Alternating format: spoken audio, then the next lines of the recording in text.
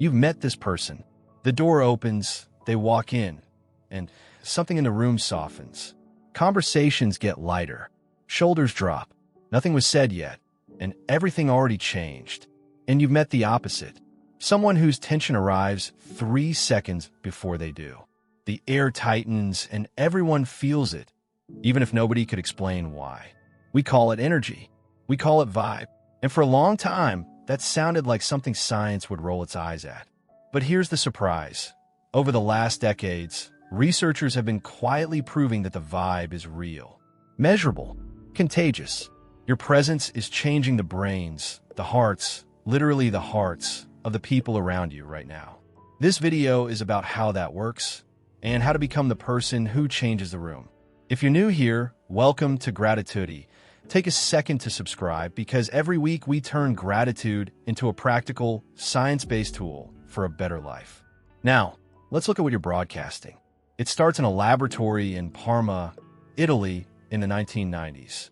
A team of neuroscientists led by Giacomo Rizzolatti was studying the brains of monkeys, recording single neurons that fired when a monkey grabbed food. Then came the accident that made history. A researcher picked up the food himself, and the monkey's neuron fired anyway. The monkey hadn't moved a muscle.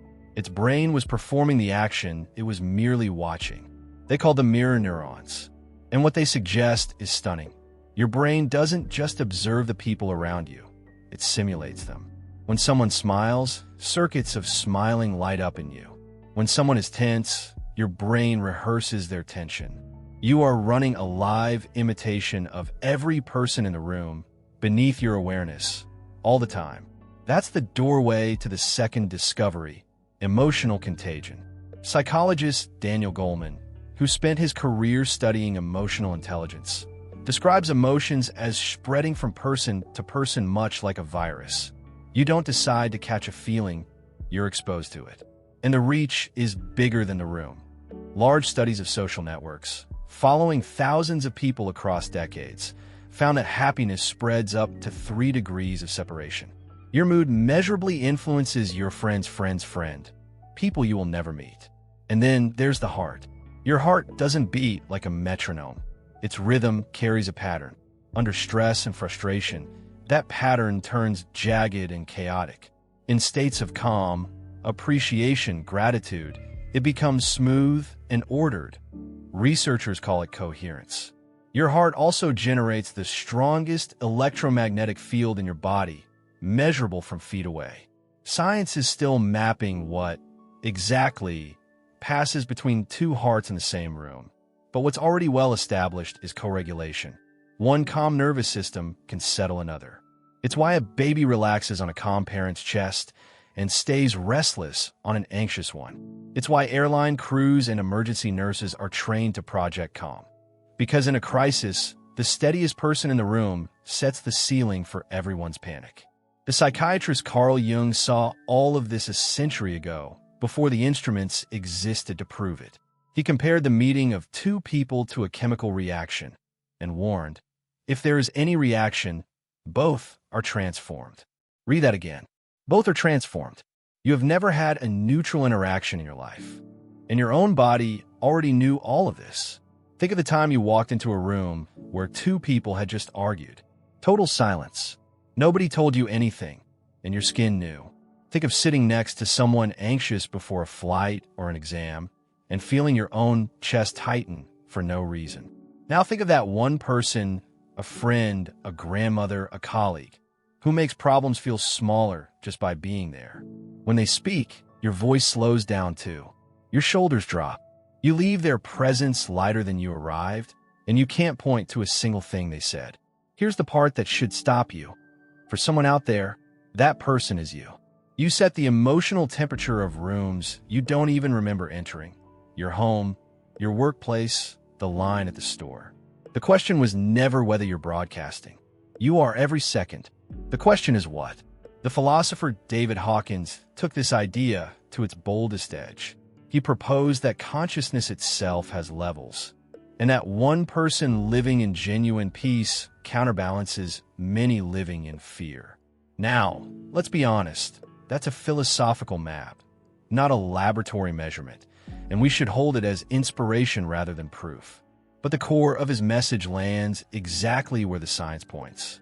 Hawkins wrote that we change the world not by what we say or do, but as a consequence of what we have become. What you have become enters the room before your words do. So how do you become a presence that transforms the environment? 3 practices, simple, invisible, and powerful. First, the doorway reset. Before you enter any room, the office, your house, a difficult meeting, pause for 3 seconds at the threshold. 1 long, slow exhale. Drop your shoulders. You're not doing this to look calm. You're doing it to be calm because your nervous system is about to be contagious. Enter regulated, and you stop leaking stress in a room full of people you love. Second, be the slowest breath in the room. When tension rises, an argument, a crisis, a stressful deadline, the instinct is to match the room's speed. Do the opposite.